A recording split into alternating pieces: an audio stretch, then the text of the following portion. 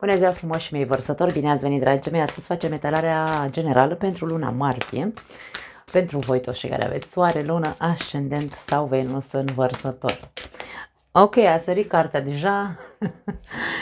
Aspectul general al lunii martie pentru voi este dialog intern. Trebuie să stați de vorbă cu voi în această perioadă, mult mai mult, ca să te pui de acord. De ce? Aici avem o incoerență, probabil, pentru unii dintre voi, între ceea ce vă spune mintea, da? Mintea rațională și sufletul. E o problemă cu care unii dintre voi vă confruntați și în momentul să începeți să vă ascultați gândurile, ascultați-vă inima și să vedeți cum puteți ajunge la o hai să zicem așa, la un pact între cele două organe, da? La capătul cărților avem primii pași. Îndrăznește să faci acest gest de a avea un dialog foarte serios cu tine. Hai să vedem despre ce e vorba, să clarificăm ce dialog intern trebuie să ai. Pajul de monede. Pentru unii dintre voi poate fi vorba despre un dialog în legătură cu banii, pentru alții cu copiii, poate fi, pentru alții pentru un nou drum. Acum poate fi ce fac din punct de vedere financiar, da? Ce fac din punct de vedere al proiectului pe care l-am? Pe ce drum să duc acest proiect? Copilul, dacă este vorba despre un copil sau copii, mai mulți copii, avem imaginea adolescenților aici, da, cumva.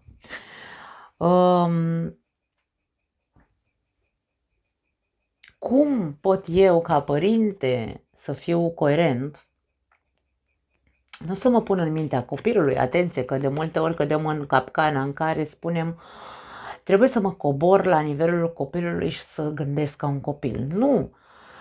Din punctul meu de vedere trebuie să coborâm la nivelul a ceea ce știm că înseamnă adolescență, de exemplu, în cazul în care vorbim că ai copii adolescenți și poate aveți probleme cu ei sau poate, nu știu, nu vă mai înțelegeți într-un fel sau altul.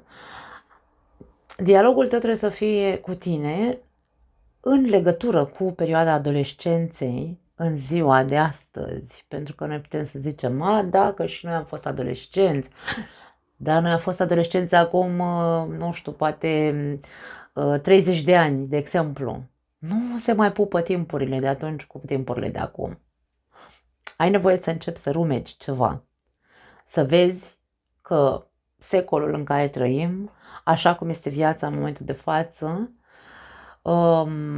adolescența este diferită și trebuie să înveți. Și tu, îmi vine să zic. În linii mari, dacă nu vorbim despre copii sau dacă nu vorbim despre proiecte, în linii mari, coerența sau dialogul pe care tu trebuie să-l ai cu tine însuți între minte și suflet este despre, ok, trebuie să fac ceva. E o situație sau te confrunți cu o situație în care nu găsești răspunsuri în viața ta. Pentru a găsi răspunsul este de a nu te opri. A nu te opri din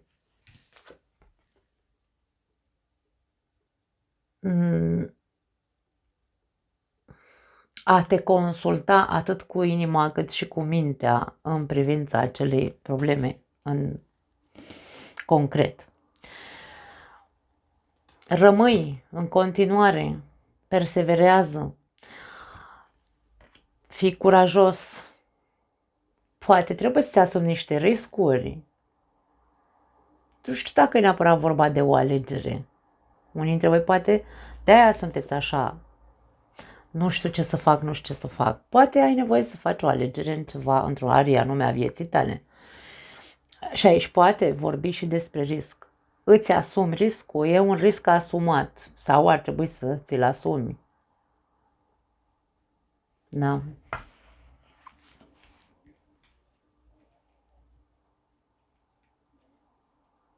Unii dintre voi vreți și ceea ce aveți în viața voastră în momentul de față, dar parcă vă doriți și să vă eliberați.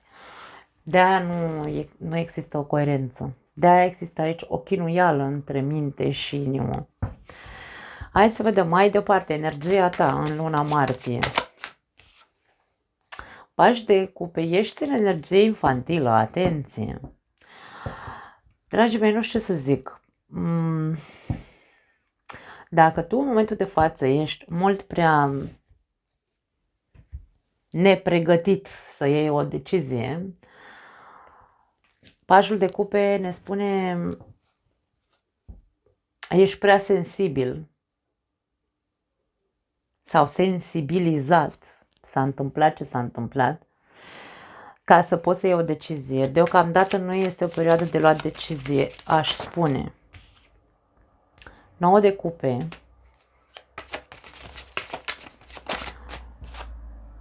Și 7 de bâte. 7 de bâte este cartea frânelor. Frânelor care ni le punem singuri. Acum, eu aș spune că energia ta este una vulnerabilă în această perioadă și până când tu nu conversezi foarte serios cu tine și ajungi cumva la o înțelegere că trebuie să fii asumat. Să înțelegi că indiferent ce decizie ai de luat în această perioadă, mai bine nu o lua până nu ești tu clar ce vrei, ce vrea inima ta, ce-ți dorești, unde vrei să ajungi, ca să poți să-ți depășești obstacolele acelor contradicții din tine sau frici pot fi și să prinzi curajul să faci pasul asumându-ți riscurile, pentru că e vorba de a-ți asuma. Ia-ți un timp. 7 de bâte este cartea frânelor, care de foarte multe ori e ca și cum e foarte bine să fim așa, stai șezi blând, stai o leacă, nu grăbi nimic. Poate da, ai de luat o decizie, dar ești mult prea vulnerabil sau infantil pentru că încă nu știi cu adevărat ce-ți dorești.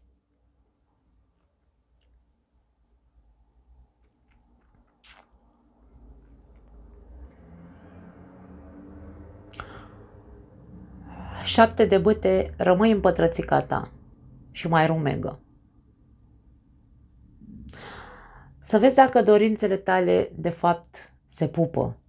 Pentru că mintea ta îți spune, poate te avertizează, vezi că e prea riscant ce vrei tu să faci, vezi că habar n-am. De-aia vorbim aici despre o incoerență sau despre acel dialog intern despre care vorbeam. Da?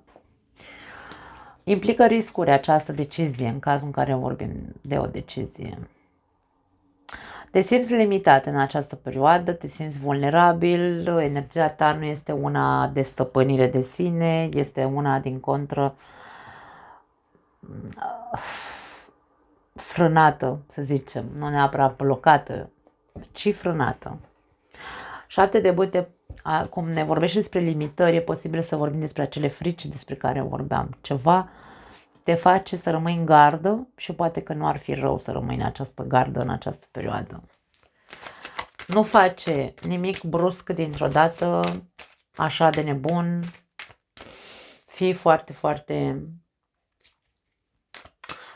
atât intuitiv cât și obiectiv, îmi vine să zic. Nu știu de ce mi ies mesajele astea pentru unii dintre voi. Hai să vedem. La iubire, pentru cei care aveți o relație, să vedem care-i treaba. Ok, au sărit 3 cărți. Hai să le luăm că sunt interesante. 7 de cupe, 3 de cupe, rege de spade. Pentru unii dintre voi, wow, justiția. Pentru unii dintre voi e posibil aici să vorbim despre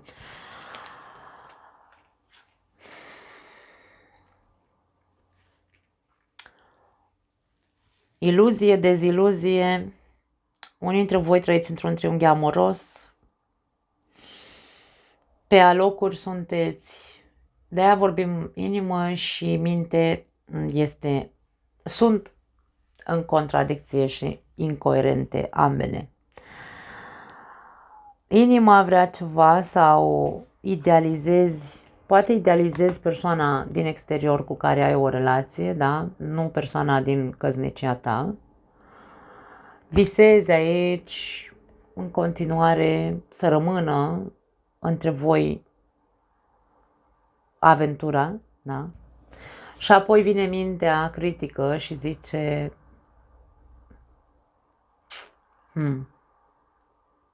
nu știu dacă e bine, pentru că e ca și cum nu e corect.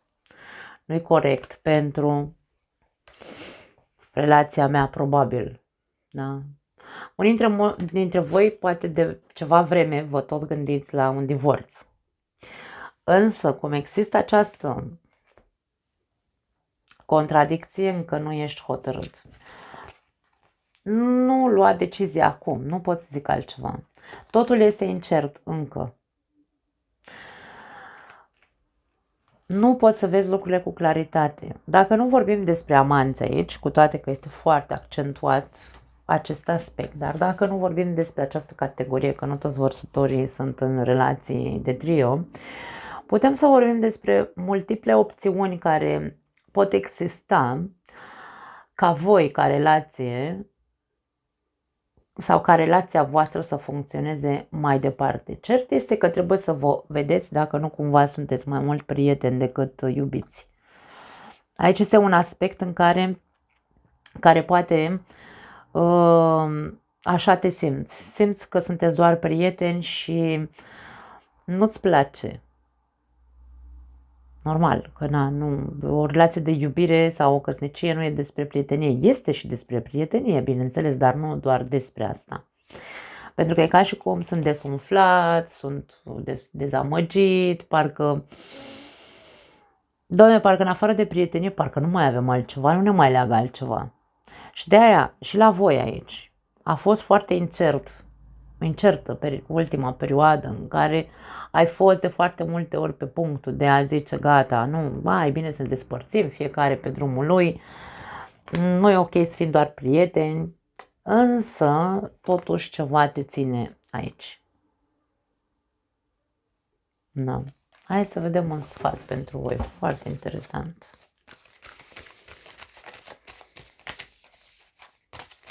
Ești pragmatic, aș spune că ai un soi de pragmatism pentru care rămâi în relația asta.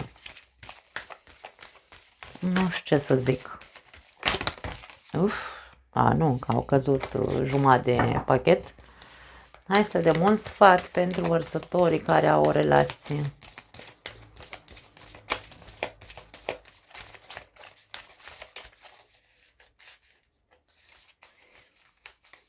Nu vrea.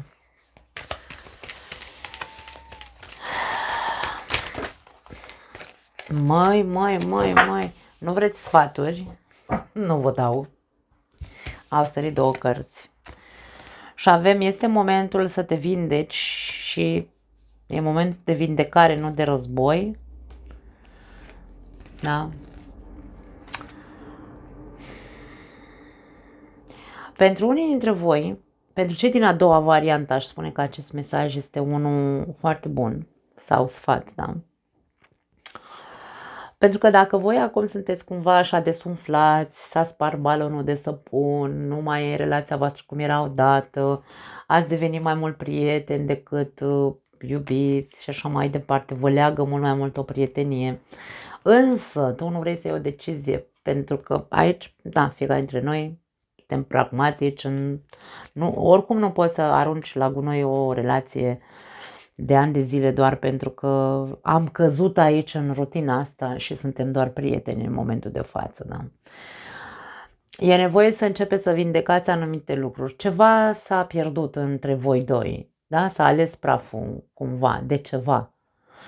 Dacă ați rămas doar prieteni, puteți să porniți într-un mod foarte pragmatic și conștient de la acest statut de prieteni, să îl numim așa, și să nu mai răscolim trecutul, să nu mai stăm să reproșăm, pentru că regele de spade poate fi cel care acuză, să zicem.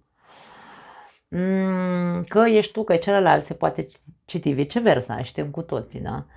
E momentul să lăsați așa, lăsați praful ăla, dacă s-a ales doar praful și sunteți doar prieteni, începeți de aici, din momentul ăsta. Dacă vedeți că și partenerul de viață este dispus, da? Fiecare dintre noi știm cu cine avem de-a face. Acum, etalarea nu e pentru toată lumea, e pentru cei care știu, Doamne, cu cine se culcă în același pat. Că trebuie lăsat acolo unde este acel... Nu mai aducem în discuție subiectul că s-a ales praful de căsnicia noastră și ci pornim așa, foarte sincer, nu mai stăm să ne mai ascundem după deget. Aici fiecare cu secretele lui. Dacă aveți secrete și voi, chiar dacă nu vorbim despre amante, amanți și așa mai departe, dacă și voi țineți acolo un secret ascuns sau ceva în legătură cu voi, domne, uite, iluzie aici, eu visez la altceva, eu vreau o, nu știu, căsnicia noastră să fie ho-ho-ho, ca în filme. Acum, coerență mentală, ce vrei de fapt? Încearcă să vezi ce faci cu ceea ce tu îți dorești, pentru că inconștient gândurile tale se pot duce doar la divorț și ca și cum nu mai vreau altceva, eu nu mai văd cale să ne putem pune pe picioare relația. Multe lucruri care ți le spui și aici vorba despre ok, nu ai avut nevoie niciodată de aripi ca să zbori. Dacă tu vrei să divorțezi pentru că doar asta inconștient există în capul tău, nu te ține nimeni acolo. De ce mai ești pe poziție de pragmatism? Dacă tu ești convins că s-a ales praful și că degeaba stai în relația asta. Pleacă, nu știu, fă ceva, aici e vorba despre a lăsa totul în urmă și a pleca. Nu pot să zic altceva. Mai ales că inconștient gândul tău se duce doar la divorț, doar la divorț. Sau separare, nu știu. Pentru cei care sunteți într-adevăr implicați într-o relație de 3 aici, da, de un triunghi amoros,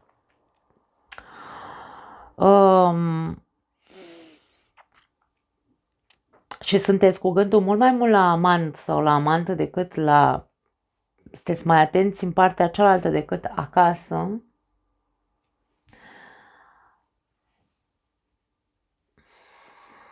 pentru unii dintre voi relația de afară este doar în mintea ta. Tu o idealizezi, tu idealizezi acea persoană.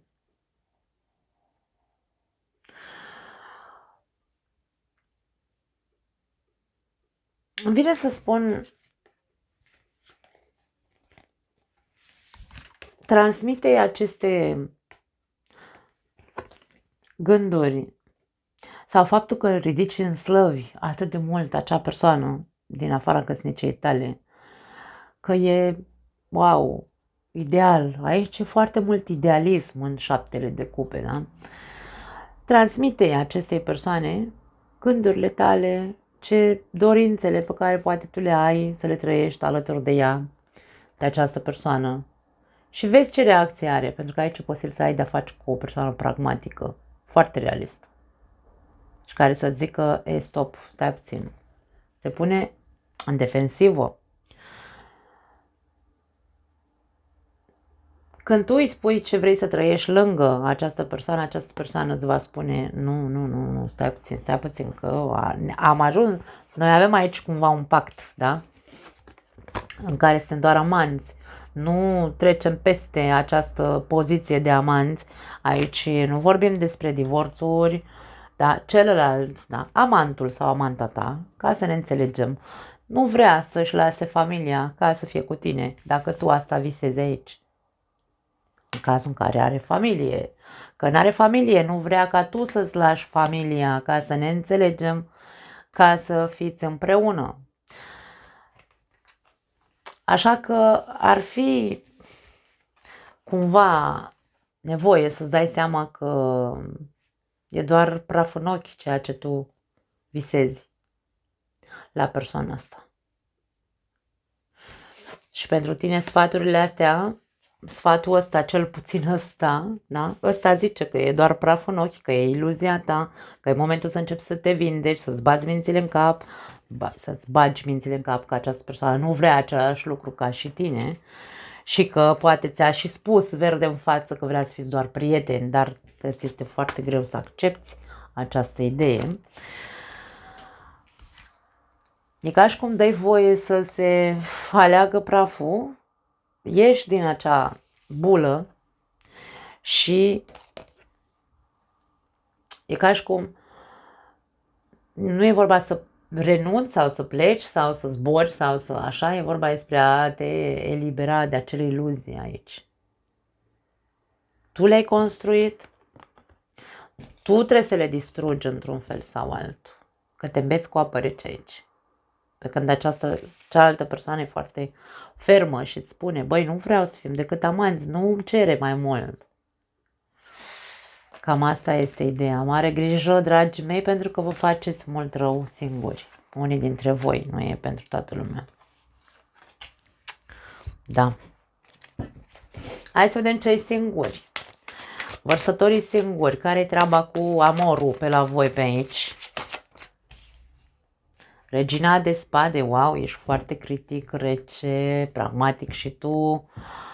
Dacă ești femeie, ești foarte pe defensivă, ațățătoare, așa, ai limba ascuțită, ești foarte directă. E ca și cum ce mi în gușă și în căpușă. Dacă îți place de mine așa, bine, dacă nu, la revedere. Cam asta e atitudinea ta. Ai un cavalier care te curtează aici. Zodie de pământ ar putea să fie pentru unii dintre voi Taur, Fecioară sau Capricorn.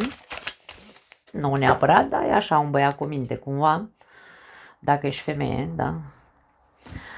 5 de monede. Ești pe protecție, dar nu e rău deloc, nu știu cum să zic.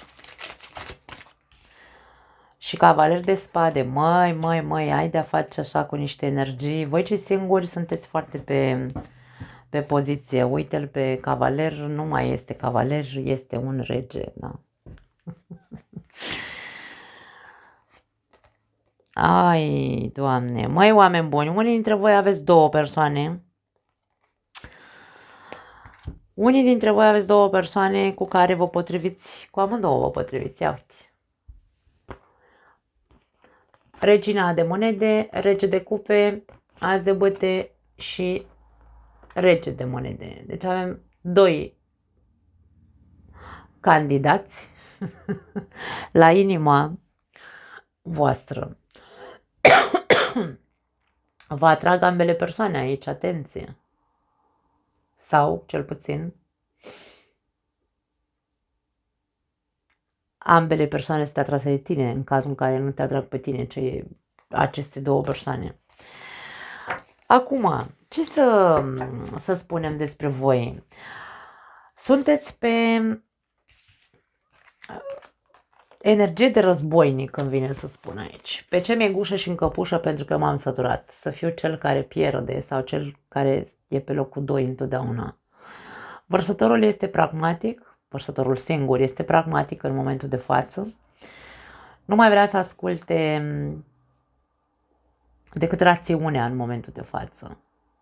Dacă ceea ce vine către tine în această perioadă, în partea asta sentimentală mă refer, da. Dacă ceea ce vine către tine este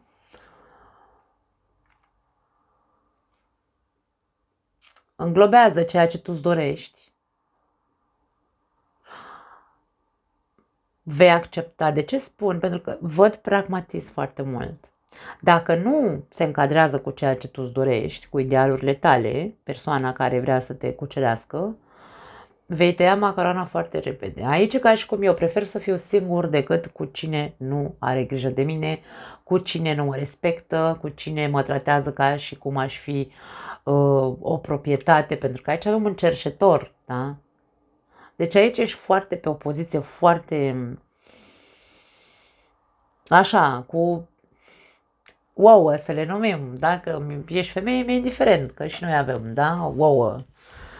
Ești foarte pe poziție de foarte tare. Nu mai stau, domne, la discuție că m-am săturat, mai bine stau singură decât să stau cu orice, nu știu, În fine, ziceți voi adjective, așa râdem împreună, voi acolo, eu aici. Cert este că există două persoane care sunt interesate. N-aș spune că vei...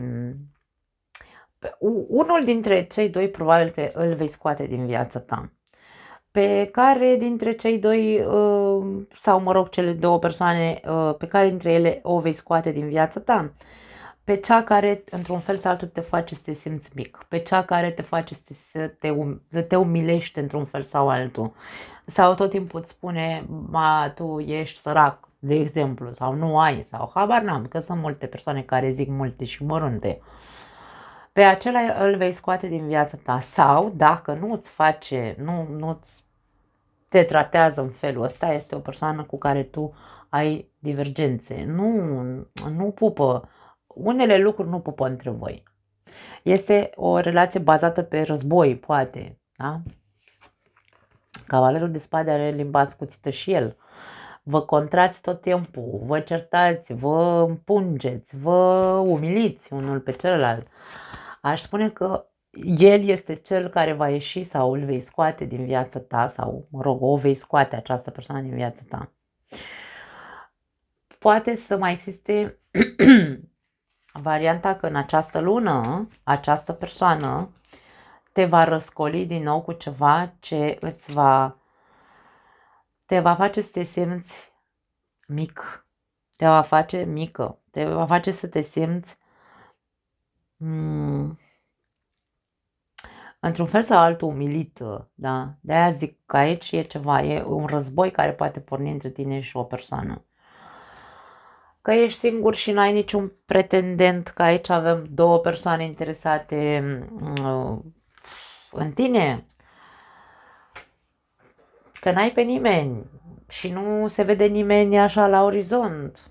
Aș spune că ești de gheață și probabil că de-aia, ceea ce răceala și respingerea ta și ca și cum să îndrăznească cineva să mă abordeze, că sunt toată, da, sunt toată aici, mamă, Frozen, arunc cu gheață, nu se apropie nimeni de tine pentru că îți vede răceala, încearcă să te încălzești un pic pentru că nu îți face bine. Fii realistă ca persoană, schimbă-ți atitudinea dacă vrei ceva din punct de vedere emoțional. Dacă tu ești bine așa cum ești, e perfect. Dar nu te plânge. Aici avem plâns. Nu te plânge că nimeni nu mă vrea. Întreabă-te de ce nimeni nu te vrea, pentru că e posibil să fii foarte, foarte rece, rea, femei de-astea așa cu limba ascuțită, care nu le intră nimeni în grație, da. Atenție, aici despre a conștientiza niște lucruri, da. Hai să vedem un sfat pentru voi. Și bărbații singuri, burlaci care sunt cei da, în această perioadă, e posibil să existe o femeie care să vă scoată ochii sau o să vă zică: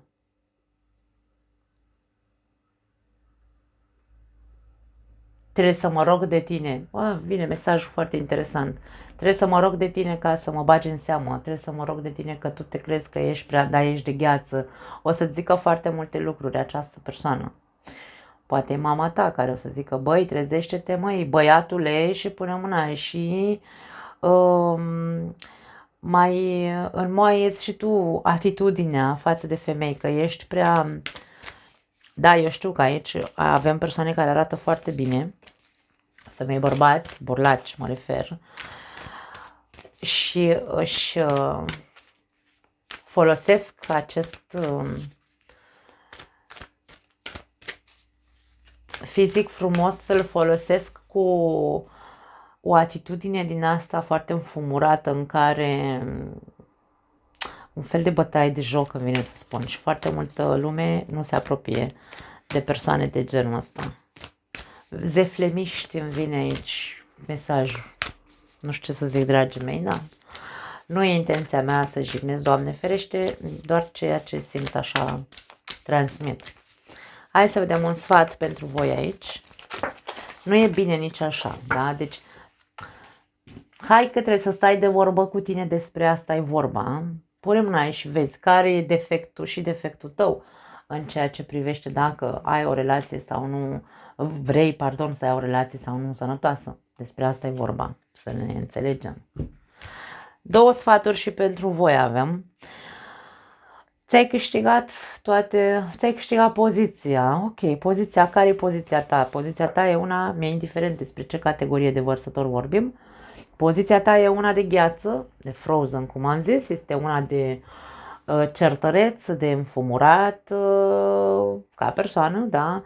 De ce mi-e gușă și încăpușă și poate nu-mi da seama cât de mult rău fac și eu. Ok, ți-ai câștigat această poziție. Stai liniștită acum. Mai ia o pauză, uite, citești o carte, umpleți capul cu altceva în perioada asta. Pentru că aici următorul mesaj sau sfat pentru tine este că tu poți să fii propriul tău cavaler, adică tu nu ai nevoie să vină nimeni să te salveze. Nici nu ai nevoie n-ai de ce să simți nevoia să umilești nici tu pe cineva sau să fii înfumurat. Da, deci aici vorba despre, ok, propria ta salvare ești tu, în momentul în care conștientizezi că trebuie să ai un dialog foarte real sau realist cu tine și să te vezi un pic mai bine și pe tine și să vezi ce poți să faci de acum înainte.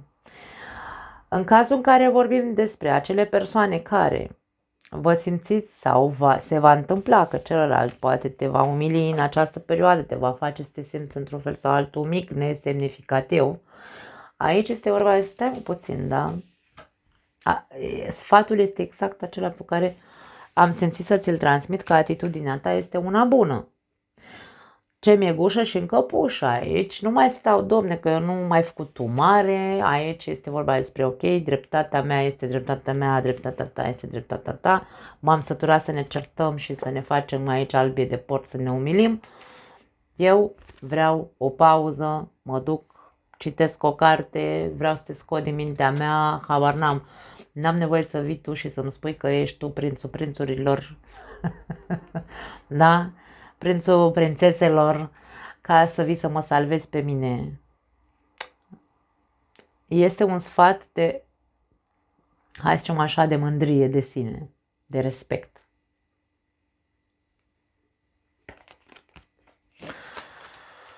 De-aia am simțit să transmit că pentru unii dintre voi, una dintre aceste 2 persoane din viața voastră, cea care vă face să vă simțiți mic și nesemnificativ, e posibil să o scoateți din viața voastră în această perioadă. Bun, trecem la carieră. Ia uite, contracte noi pentru unii dintre voi, tot ce înseamnă job, bani, proiecte, da, partea financiară. Contracte noi, asocieri sau colaborări. Dacă nu ai avut un job, acum, în luna martie, îți iese vei semna un contract de muncă. Pentru alții dintre voi este vorba despre o alegere. Vreau să mai fac și altceva pe lângă ceea ce fac. Poate fi și asta, nu neapărat să alegi un singur lucru. Poți să mergi, de ce nu? E dublu aici, da? Poți să mergi cu 2 lucruri dintr-o dată. Hai să vedem clarificări. Cert este că vorbim despre contracte noi.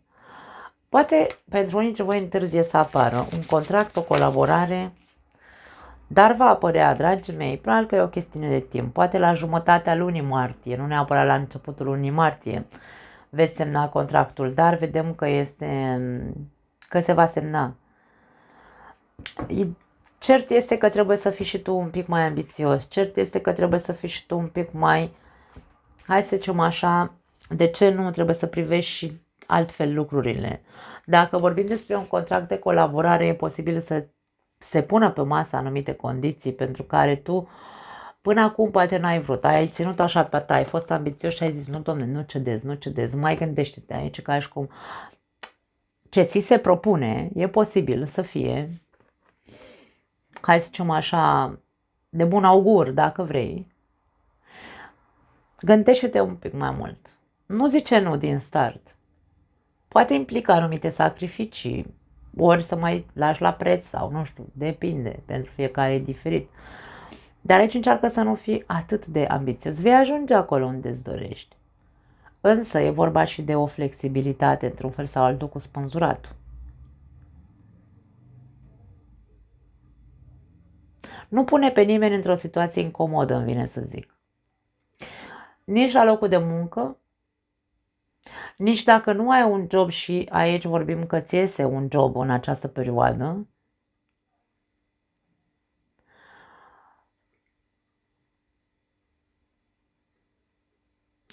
este un fel de, hai să zicem, calea de mijloc, da? Pentru cei care nu aveți un job și apare aici o ofertă, nici nu te arunca așa, hai să zicem, cu capul înainte, să zici, gata, fac orice, că cum n-am muncă, aoleu, sunt disperat, nu știu ce, mă duc oriunde, nu contează. Și va trebui să faci o grămadă de sacrificii aici și se spune, ok, stai așa. Tu, de fapt, și tu trebuie să ai, și, nu știu, așa, un fel de curaj în care să te uiți, că nu cred că poate la început o să-ți placă sau o să fii nevoit să faci niște sacrificii mai dure, mai nașpa pentru tine, însă dacă te uiți un pic așa pe termen lung, nu vei putea ține, nu vei putea face aceste sacrificii la infinit. Gândește foarte bine, fii un pic ambițios, nu te lăsa direct din necesitate să accepti orice tip de contract. Da? Evaluează, uite-te la riscuri, vezi dacă tu vei putea sau nu să duci pe termen lung acest sacrificiu. Implică multe lucruri, încearcă să fii coerent, da? Vorbește cu tine, că despre asta vorbeam la începutul etalării. Da, poate fi un soi de negociere, de ce nu, pentru toți, da? Chiar dacă vorbim de colaborări, contracte și așa mai departe. E o perioadă în care trebuie să evaluați toate ofertele care vin către voi, ofertele de colaborare sau de job, dar să plecați de pe o poziție de, nu de superioritate, ci de respect, domne, ca și cum, băi, stai mă, că nu pot să mă cobor și să, nu știu, lucram la birou până acum și acum, pentru că am rămas mult timp fără un job, mă duc și la sapă. Nu, aici avem o persoană cu un statut, da. Nu te vinde pe mai puțin, îmi vine să zic. Nu știu de ce îmi vine să zic asta. Fii un pic mai ambițios, chiar dacă poate mai întârzie următoarea ofertă care ți se va face. Da.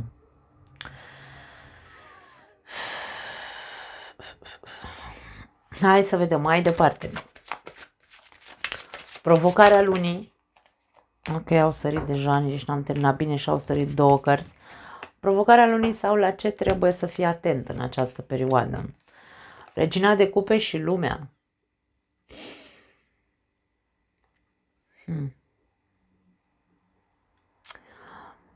Ești provocat să te maturizezi din punct de vedere emoțional. Să închei un ciclu cu tine însuți de comportament, nu infantil neapărat, comportament dependent sau atașat. Ca și cum se spune, trebuie să înveți, ești provocat să înveți să fii stăpân pe inima ta.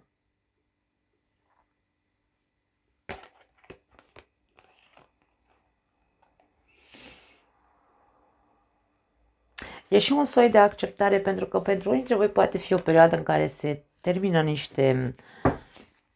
niște lucruri în viața voastră, se termină relații, poate încheiați relații cu prieteni, nu contează, sunt schimbări aici care se întâmplă pentru unii dintre voi și aici ești provocat să nu rămâi legat, emoțional, atașat de acele persoane, nu știu. Hai să vedem cu ce vine această combinație. Ce clarificări. Ok, am sărit peste sănătate, o să trebuiască să mă întorc înapoi pentru că mi s-a întâmplat și la rac, poate nu uit. Avem 4 de spade, mare atenție, 4 de spade este foarte mult consum, îți consumi energia, dar energia sufletească, atenție. Deci ești provocat să te odihnești în primul și în primul rând și să te gândești la sufletul tău. Eu asta simt să-ți transmit. Și se repetă regina de cupe. Deci vorbim despre fi mult mai atent la consumul sufletesc sau și energetic pe care ți-l produc evenimentele din viața ta. Când ceva te consumă foarte tare și ca și cum simți că nu mai poți să-ți iei gândul de la ceva, de la cineva, persoane care te dezamăgesc, situații care nu înaintează, un ciclu care nu se sfârșește niciodată, ia-ți o pauză și încearcă să te detașezi. Pentru că ai nevoie să te maturizezi. Nu mai ești un copil care plânge, nu neapărat că plânge, ci stă și își consumă energia inutil cu lucruri care ca și cum nu sunt sănătoase. Nu este sănătos să-ți consumi energia inutil pe lucruri care nu te împlinesc, care nu duc la succes. Tot ce te consumă cumva trebuie să dispară din viața ta. Că sunt persoane, că sunt evenimente, nu știu, că sunt... Nu contează.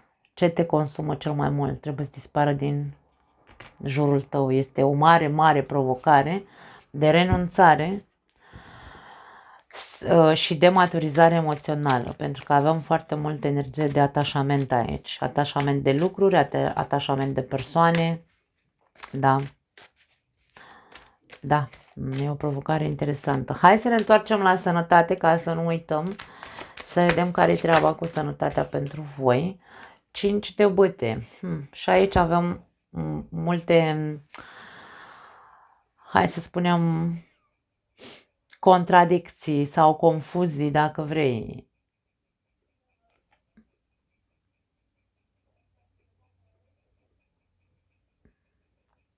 Hai să vedem cu ce vine, că na. Sunt neînțelegere, ca și cum e ceva, ți se spune ceva și tu înțelegi altceva. Atenție, dacă ai de gând să te duci să faci analizele, e posibil să dai peste o incoerență, da? Nu știu dacă e neapărat pentru că cealaltă persoană nu știe să se exprime. Avem temperanța, nu e nimic grav, nu e nimic, cum spun. Da, și avem tatăl. Acum, pentru unii dintre voi e posibil să nu fie despre voi, e posibil să fie despre tatăl vostru sau un bunic.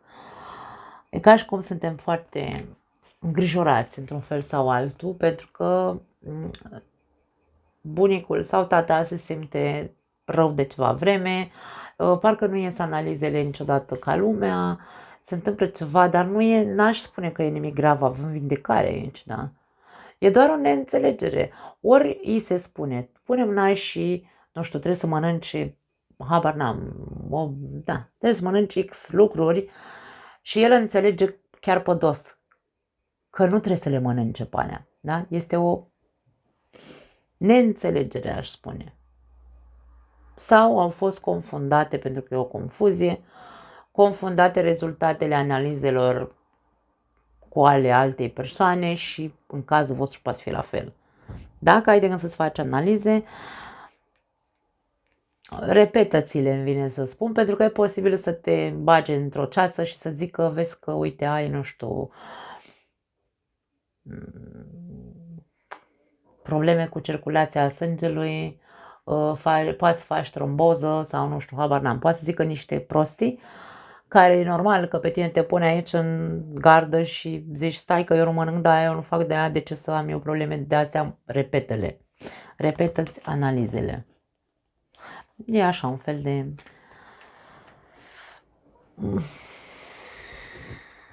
tensiune, să o numim. Atenție la tensiunea mare pentru alții dintre voi, în cazul în care știți că sunteți mai agitați emoțional, pentru că, din nou, temperanța ne vorbește despre emoții, despre apă, da? Nu vă mai puneți în contra vindecării. în cazul în care aveți o problemă de sănătate, vi se spune, vezi că faci pe dos ceea ce ți-am spus că trebuie să faci, îți zice medicul și tu zici, nu, că eu fac. Da, e ca și cum ar fi un fel de păcăleală, da. Tu zici ce zice medicul, tu zici da, dar faci ca tine, ca și cum, da? Așa că, na, tu știi. Bun, hai să vedem și surpriza lunii sau de ce lucru ar trebui să te bucuri mai mult în această perioadă.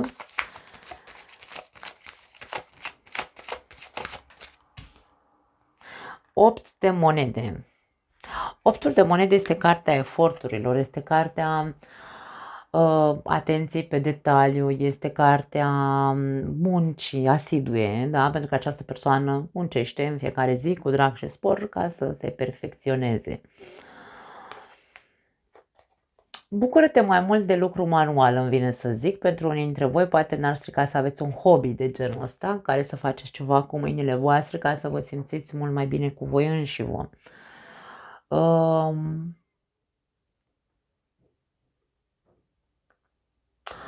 Putem să vorbim, este și cartea celui care muncește cu el însuși, adică să faci o muncă personală, de ce nu, pentru alții dintre voi, să faceți o muncă personală cu voi înșivă ca să fiți cea mai bună versiune a voastră, da? Și avem 10 de monede și regele de bâte. E o perioadă benefică în care tu să te bucuri de ceea ce ai construit, îmi vine să zic. Toată ambiția ta, tot egoismul de care ai dat dovadă, toată munca, eforturile pe care tu le-ai depus în această viață, nu doar în ultima perioadă, vor da roade de care tu trebuie să fii mândru și să te bucuri. Indiferent că vorbim despre o muncă personală cu tine însuți, pentru că nu cred că mai ești persoana care era acum 2 ani, deci măcar cea care a fost anul trecut. Da. Și ca și cum bucură-te, ți se spune, bucură-te în totalitate de ceea ce ai devenit, pentru că este rodul muncii tale. Că e muncă, că ai crescut și din punct de vedere financiar și din punct de vedere personal, bucurați-vă la fel de mult. Bun, am terminat. Hai să vedem ultimul mesaj sau sfat pentru voi. Pentru vărsători, un sfat sau un mesaj final.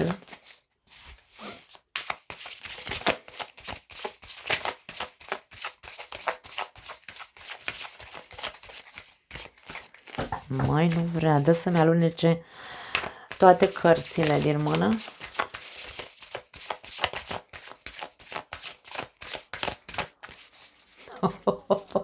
Nu avem sfat pentru voi.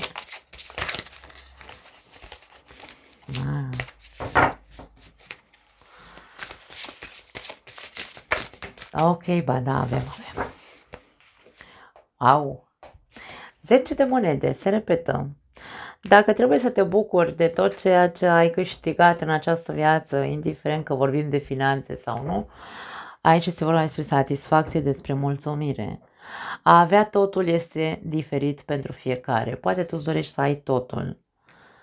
Ai muncit în această viață foarte mult ca să obții tot ceea ce ți-ai dorit. Ai muncit dur, da? N-a fost o muncă ușoară. Dar vărsătorul n-a stat cu mâinile în sân, a muncit din greu ca să poată să ajungă în poziția în care este în momentul de față. Însă, e ca și cum ți se spune, bucură-te de tot ce ai, de tot ce ai agonisit, de tot ceea ce ai obținut cu eforturile, sudorii tale, dacă vrei. Convins fiind că ai totul. Nu te uita la ce nu ai. Când cu adevărat ne simțim binecuvântați, nu că ne-a căzut din cer, pentru că tu ai muncit din greu aici. Însă să apreciezi cumva ceea ce ai obținut. Pentru că de foarte multe ori avem persoane care nu au iubire în viața lor și uite, această persoană e imaginea perfectă. Am bani, am casă, am tot ce trebuie, copiii sunt bine, de exemplu, da, dar n-am iubire. Și uite aici am 10 pisici și totuși sunt trist. E o imagine, e un 10 de monede. Uite imaginea diferită a celuilalt 10 de monede. Și cum arată asta? E o imagine tristă. Ca și cum degeaba am muncit. Dacă nu am, ceva îmi lipsește.